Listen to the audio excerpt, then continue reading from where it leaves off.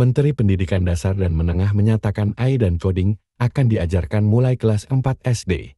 Menteri Pendidikan Dasar dan Menengah Mendikdasmen Prof. Abdul Muti mengatakan mata pelajaran kecerdasan buatan atau Artificial Intelligence AI dan coding akan diajarkan mulai dari kelas 4 SD. Hal itu dikatakan Prof. Muti saat menyambangi kantor PP Muhammadiyah di Jalan Cikditiro, Kota Yogyakarta, Rabu 13 November 2024. Untuk SD itu tidak mulai kelas 1 ya, tapi nanti mulai kelas 4, kelas 5, atau kelas 6, kata Prof. Muti. Prof. Muti mengatakan, nantinya mata pelajaran AI dan coding tidak bersifat wajib atau masuk dalam mata pelajaran pilihan terkait tenaga pengajarnya, lanjut Prof. Muti. Kemungkinan akan direkrut tenaga baru, atau bisa juga dengan bekerja sama dengan lembaga penyelenggara pelatihan terkait AI dan coding. Namun, hal itu masih akan dibahas lebih lanjut, termasuk kemungkinan melatih para lulusan pendidikan guru sekolah dasar PJSD. Nanti formatnya akan kita pikirkan belakangan, ujar dia, sebelumnya diberitakan. Pemerintah berencana memasukkan AI dan coding sebagai mata pelajaran pilihan di SD dan sekolah menengah pertama SMP. Mendikdasmen Prof. Abdul Muti mengatakan, hal itu akan dimasukkan dalam pembaharuan kurikulum mendatang. Kami sampaikan dalam rencana kami, untuk pembaruan kurikulum yang akan datang itu, akan menambahkan mata pelajaran Artificial Intelligence AI dan coding sebagai mata pelajaran pilihan di sekolah-sekolah yang memang sudah mampu melaksanakan, kata Prof. Abdul Muti di Jakarta Selatan.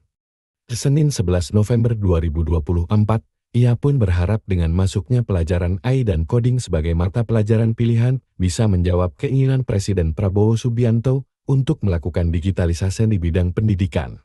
Mudah-mudahan ini bisa menjawab program dari Pak Presiden juga tentang digitalisasi sebagai upaya kita untuk meningkatkan kualitas pendidikan dan menyiapkan generasi kita ini untuk lebih bisa bersaing di dunia global, ujarnya. Sementara itu, Wakil Presiden Wapres Gibran Rakabuming Raka juga menekankan pelajaran coding penting untuk diterapkan di tingkat SD dan SMP. Menurut Wapres Gibran, jangan sampai Indonesia kalah dengan India yang sudah terlebih dahulu mengajarkan tentang AI dan coding, jadi jangan sampai kita kalah dengan India. Karena sekali lagi Bapak Ibu, ya untuk menuju Indonesia emas kita butuh generasi emas, kata Gibran. Kita ingin lebih banyak lagi ahli-ahli coding, ahli-ahli AI, ahli-ahli machine learning, dan lain-lainnya, pungkasnya. Apa arti AI Artificial Intelligence atau kecerdasan buatan?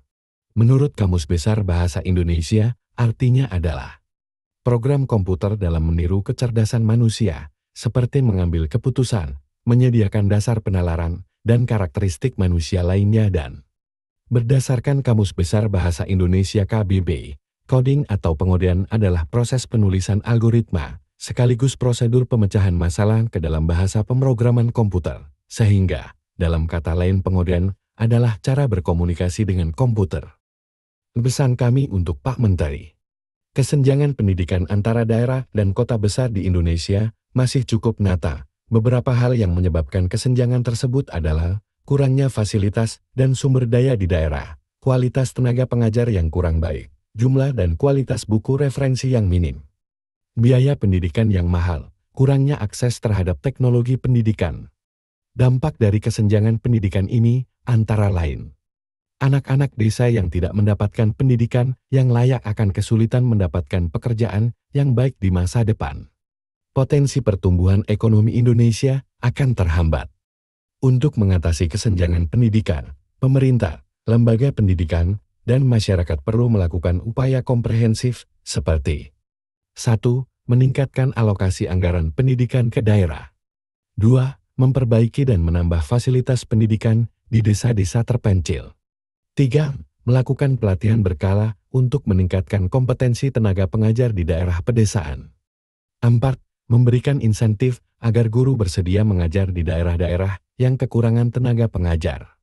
5. Memperluas dan membuat program beasiswa untuk anak-anak desa agar dapat melanjutkan pendidikan ke perguruan tinggi. 6. Memanfaatkan teknologi untuk pembelajaran jarak jauh. Terima kasih sudah menonton. Jangan lupa like, share, comment dan yang terpenting tolong subscribe.